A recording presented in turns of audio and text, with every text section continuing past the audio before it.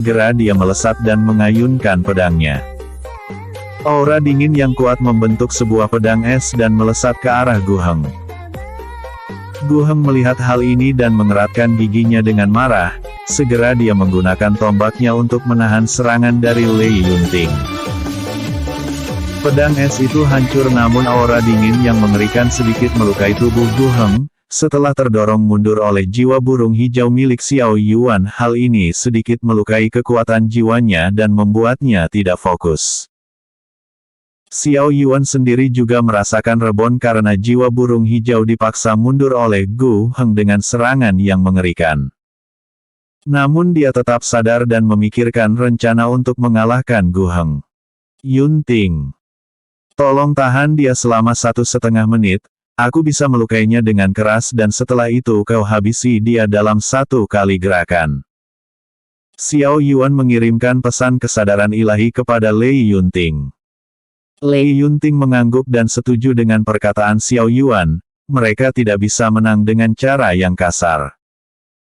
Sekarang dia akan mengikuti rencana Xiao Yuan dan tugasnya hanya perlu mengulur sedikit waktu. Senior, ini tidak akan berakhir dengan mudah. Kami tidak menginginkan bunga kesadaran ilahi dan tidak bisakah senior melepaskan kami? Lei Yunting sedikit membuat Gu Heng sibuk. Aku mengakui bahwa membunuh kalian adalah hal yang sulit, tapi percuma saja. Orang tua ini akan tetap membunuh kalian. Tidak ada gunanya berbicara lebih banyak. Gu Heng sedikit tidak senang dengan hal ini. Memalukan baginya bahwa dia terluka oleh kultivator tingkat langit. Gu Heng sudah berada di tingkat penciptaan dan jika hal ini tersebar maka wajahnya akan jatuh untuk dipermalukan. Gu Heng menstabilkan dirinya dan tombak di tangannya mulai berdengung. Lei Yunting menjadi sedikit gelisah karena rencananya untuk menahan Gu Heng dalam pembicaraan gagal. Sekarang dia hanya bisa melakukan pertarungan dan mencoba menahan Gu Heng.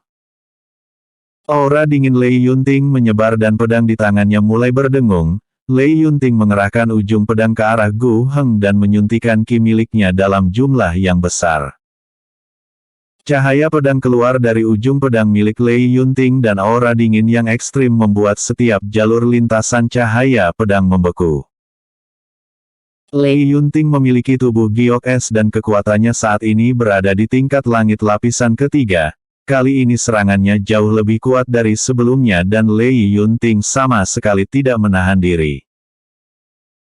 Gu Heng mengerutkan keningnya dan merasakan sedikit kengerian dari cahaya pedang Lei Yunting. Tombak di tangannya mulai berdengung dan sebuah ular besar keluar dari ujung tombak dan menyapa cahaya pedang milik Xiao Ting. Asteris boom. Asteris.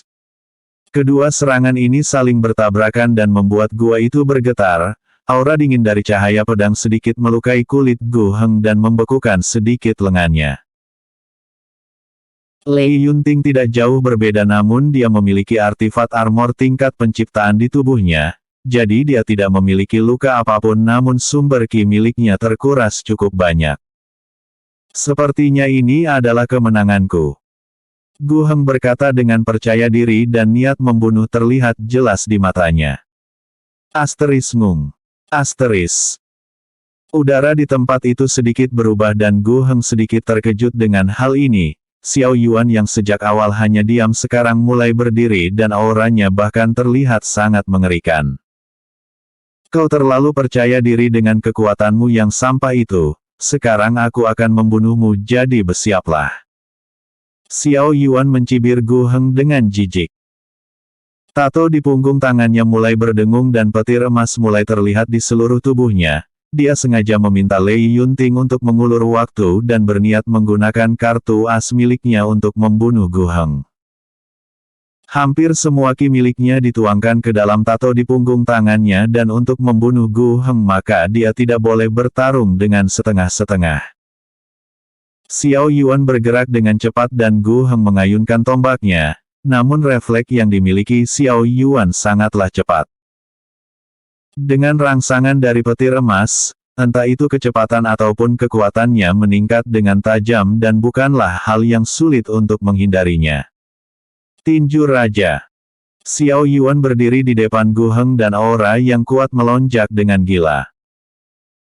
Xiao Yuan meninju perut Gu Heng dan cahaya putih meledak di dalam tubuh Gu Heng, tubuhnya terseret hingga menabrak dinding gua dengan keras dan membuatnya hancur menjadi genangan darah. Gua itu mulai berguncang hebat dan efek dari tinju raja sangatlah kuat. Xiao Yuan berlutut di tanah dan nafasnya mulai terengah-engah. Sumber ki miliknya benar-benar terkuras habis, namun dia cukup senang karena berhasil membunuh Gu Heng. Segera dia memakan beberapa pil roh dan mulai memulihkan dirinya. Lei Yunting juga melakukan hal yang sama dan merasa sangat lega di dalam hatinya. Tinju raja milik Xiao Yuan sangat mengerikan dan bahkan dapat membunuh Gu Heng yang berada di tingkat penciptaan lapisan pertama. Namun efeknya sangat berbahaya dan sepertinya Xiao Yuan bertaruh pada hidupnya sendiri. Jika Gu Heng dapat bertahan dari tinju raja milik Xiao Yuan maka dapat dipastikan kalau mereka berdua akan mati karena kehabisan tenaga. Tapi sayangnya takdir berkata lain dan Gu Heng hanya bisa menyalahkan dirinya karena terlalu serakah. Episode sebelumnya. Bab 82 Keserakahan. Episode berikutnya. Bab 84 Jarahan.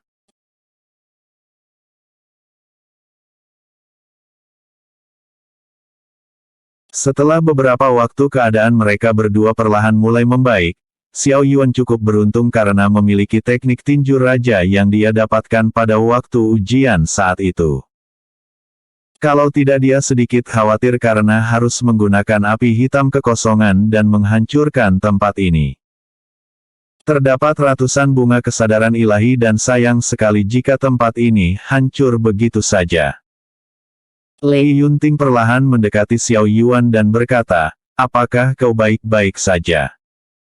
"Tidak masalah.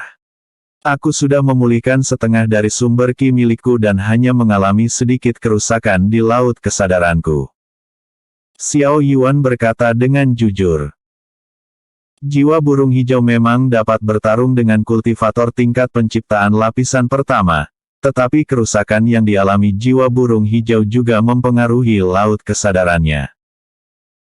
Sepertinya di masa depan Xiao Yuan tidak bisa dengan asal menggunakan jiwa burung hijau. Jika sepenuhnya hancur maka ini akan menjadi pedang terbalik yang menghunus pada dirinya sendiri. Aku tidak menyangka kalau Gu Heng akan dengan cepat membalikan wajahnya di depan harta ini. Lei Yunting sedikit kesal dengan hal ini. Wajar saja. Setiap orang memiliki obsesi dan sifat keserakahannya masing-masing. Kebaikan itu hanya omong kosong. Terlebih dengan semua bunga kesadaran ilahi ini memungkinkan sektenya untuk berkembang, jadi mengambil sedikit resiko itu bukanlah masalah. Xiao Yuan paham betul dengan pemikiran Gu Heng. Bahkan jika itu dirinya maka Xiao Yuan mungkin akan memiliki ide yang sama, sejak awal tidak ada kesan baik di antara mereka dan Gu Heng hanya takut dengan identitasnya. Lalu bagaimana jika aku yang membunuhmu sekarang? Lei Yunting mengarahkan ujung pedangnya ke dada Xiao Yuan. Mati di tangan wanita cantik tidak akan ada penyesalan. Xiao Yuan terlihat sangat santai. Hehehe. Keberanianmu itu benar-benar sesuatu. Lei Yunting tertawa kecil dan menyimpan kembali pedangnya. Dia hanya berniat menggoda Xiao Yuan dan tidak disangka bahwa pemikirannya jauh lebih dewasa dari dirinya. Mungkin keputusannya untuk memilih bersama dengan Xiao Yuan adalah yang terbaik. Xiao Yuan tersenyum dan menarik tangan Lei Yunting, dia terjatuh ke bawah dan Xiao Yuan menahan tubuhnya dengan kekuatannya. Gadis kecil. Apakah sekarang kau memiliki hobi lain? Xiao Yuan tersenyum dengan kesal. Aku bukan gadis kecil. Umurku jauh lebih tua 2 tahun darimu. Kau yang harus memanggilku kakak mulai sekarang. Kata Lei Yunting yang tersenyum. Kakak. Xiao Yuan mengerutkan keningnya dan berkata, kalau begitu adik kecil ini membutuhkan sedikit kasih sayang kakak, jangan sampai kakak menyesal. Kenapa kau tidak pernah cukup dengan hal ini? Lei Yunting terlihat sangat kesal. Bagaimana mungkin aku bisa melakukannya ketika kecantikan sepertimu selalu ada di dekatku? Xiao Yuan berkata dengan jujur. Jangan lakukan di sini. Tempat ini sangat menjijikan dan aku akan benar-benar marah jika kau melakukannya di sini. Lei Yunting memerah dan terlihat sangat jijik dengan mayat dari Gu Heng. Liontin emas mulai berdengung dan Xiao Yuan mengirim Lei Yunting masuk ke dalam dunia liontin emas. Segera dia mengambil cincin ruang milik Gu Heng dan sesuai dengan kekuatannya, terdapat artefak tombak tingkat penciptaan dan pil roh yang bagus. Batu roh yang dimilikinya juga tidak sedikit dan ini adalah jarahan terbesar yang pernah didapatkannya. Xiao Yuan mengambil sebuah botol giok dan membuka penutupnya. Vitalitas yang kuat dirasakan oleh tubuhnya dan aroma cairan di dalamnya merangsang kekuatan jiwanya. Saat ini kekuatan jiwa milik Xiao Yuan sedikit mengalami kerusakan dan dirinya tidak menyangka kalau Gu Heng memiliki spirit liquid yang memiliki manfaat dalam memperbaiki kekuatan jiwa. Seharusnya hal ini pasti sangat mahal dan langka. Tidak mungkin bagi Xiao Yuan membelinya dengan mudah bahkan walaupun dirinya yang sekarang sangat kaya. Xiao Yuan membereskan semua bunga kesadaran ilahi dan menanamnya kembali di dunia liontin emas. Dia berencana untuk merahasiakan hal ini terlebih dahulu dan meminta Lei Yunting untuk tidak memberitahu siapapun termasuk Liu Xi. Sesuai perkataan Gu Heng bahwa jika kabar mereka memiliki ratusan bunga kesadaran ilahi tersebar maka banyak kekuatan lain yang akan mengincar mereka. Satu-satunya jalan aman adalah menggunakannya secara perlahan dan tidak terburu-buru dalam prosesnya. Hah? Akhirnya semua bunga kesadaran ilahi sudah dipindahkan, untung saja aku memiliki pengetahuan tentang merawat tanaman obat. Xiao Yuan terlihat sangat senang dan tidak sabar untuk memurnikan pil roh kesadaran ilahi. Xiao Yuan merasakan fluktuasi aura yang samar, namun aura itu menghilang dengan cepat. Kesadaran ilahi Xiao Yuan menyebar dengan luas dan mencari sumbernya, namun dia sama sekali tidak menemukan apapun dan bahkan tidak ada reaksi dari liontin emas. Jika itu adalah sebuah harta setidaknya liontin emas pasti akan menunjukkan reaksi, tapi Xiao Yuan berpikir kalau mungkin ini hanyalah perasaannya saja. Segera masuk ke dalam dunia liontin emas dan berniat untuk membantu Lei Yunting untuk membentuk laut kesadaran ilahinya. Tidak jauh dari tempat Xiao Yuan terdapat sebuah batu dan rune hitam mulai muncul, gelombang aura mulai menyebar dan suara tawa mulai terdengar di tempat itu. Hahaha. Sekumpulan semut saling bertarung dan ini merupakan hiburan yang menyenangkan. Tapi bocah laki-laki itu sedikit menarik karena memiliki banyak hal, sepertinya sekali lagi dunia akan memiliki perubahan besar. Episode sebelumnya. Bab 83 tahan dan kita akan menang. Di dalam dunia liontin emas Xiao Yuan terlihat sedang fokus dalam pemurnian pil roh kesadaran ilahi. Tungku di depan Xiao Yuan mengeluarkan aroma obat yang menyegarkan dan kontrolnya dalam atribut api sangat luar biasa. Perlahan-lahan kemampuan Xiao Yuan dalam pemurnian pil roh meningkat sedikit demi sedikit. Selama dia memiliki bahan latihan yang cukup maka hanya masalah waktu sampai dia mampu membuat pil roh tingkat origin. Namun jika dibandingkan dengan Gang Wei maka keterampilan Xiao Yuan jauh lebih baik. Lei Yunting sedikit penasaran dengan pengetahuan Xiao Yuan dalam alkimia. Dulu dia pernah menyaksikan Gang Wei dalam pemurnian pil roh bersama ayah angkatnya. Tetapi jelas dalam segi pembuatan arai dan kontrol api Gang Wei tidak sebanding dengan Xiao Yuan. Xiao Yuan sendiri tidak sengaja menerima warisan alkemis hebat yaitu buku segudang obat. Bahkan Xiao Yuan tidak mampu mengukur pengetahuan yang tertuang di dalamnya, masih banyak resep dan bahan obat yang tidak pernah dia dengar. Semua bahan obat di dalam tungku berubah menjadi cairan dan Xiao Yuan membentuk sebuah segel di tangannya. Sebuah arai muncul di atas tungku dan cairan obat di dalam tungku mulai memadat menjadi pil roh kesadaran ilahi. Uap mulai keluar dari dalam tungku dan aroma obat yang harum menyebar dengan luas. Lei Yunting merasakan kenyamanan setelah mencium aroma ini dan entah mengapa dia tergerak untuk segera mencobanya. Xiao Yuan membuat 11 pil roh kesadaran ilahi dan memberikannya satu kepada Lei Yunting. Mungkin ini akan membutuhkan waktu untuk membentuk laut kesadaranmu, tapi dengan bantuan pil roh ini setidaknya ini akan jauh lebih cepat. Aku bisa memakannya nanti. Lei Yunting berniat untuk menemani Xiao Yuan untuk menjelajah. Tidak perlu. Kau harus berlatih sebisa mungkin, ini juga demi perkembanganmu dan hal ini sudah cukup bagi kita.